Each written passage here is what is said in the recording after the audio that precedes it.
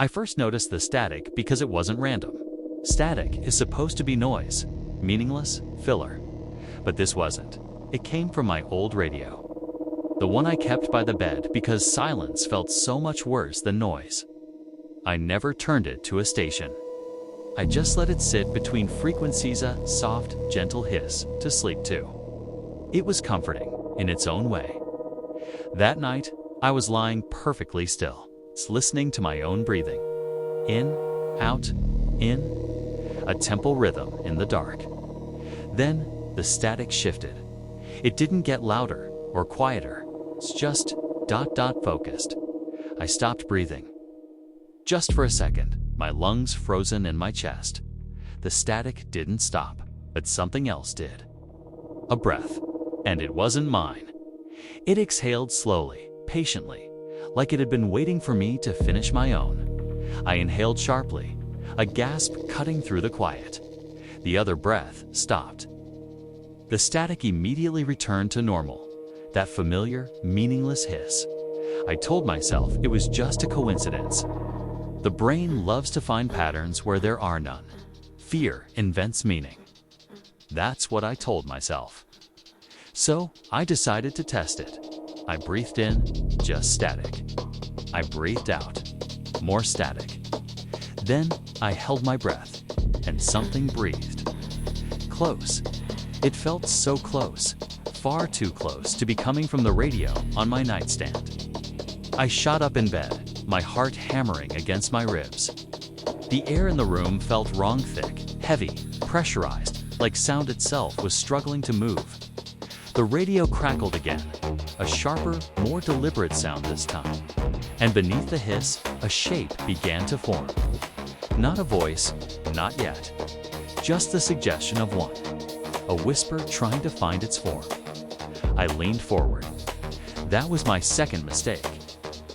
My first was holding my breath. The static cleared just enough for a single solitary word to slip through. My name. It wasn't spoken loudly. It wasn't whispered either. It was said the way someone says your name when they're already standing right behind you. I didn't answer. I didn't dare to breathe. The room waited, holding its breath with me. The static shifted again, and something else spoke.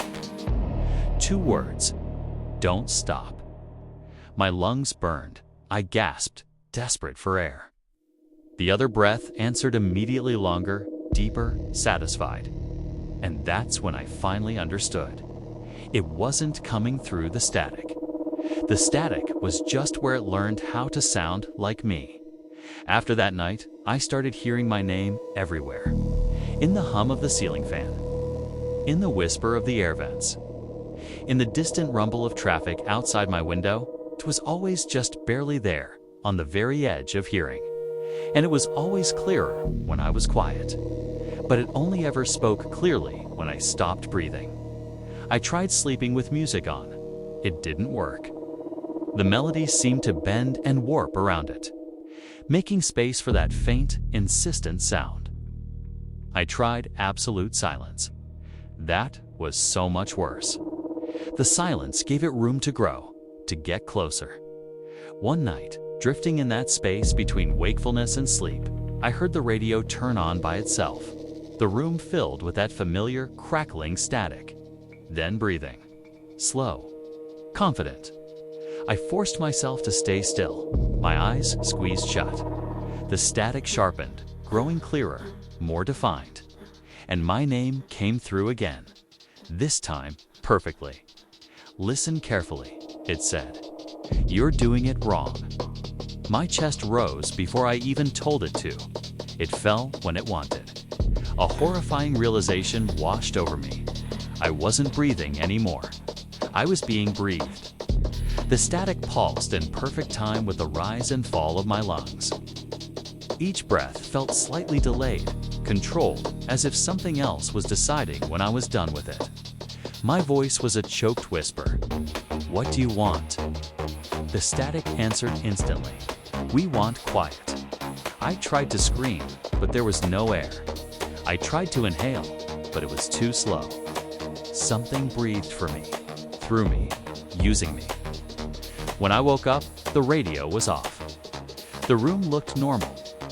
My lungs burned like I'd been held underwater for minutes.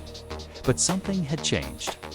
Now, when I stopped breathing on purpose, just for a moment, just to test its high here static. Even without the radio, it's inside my head now.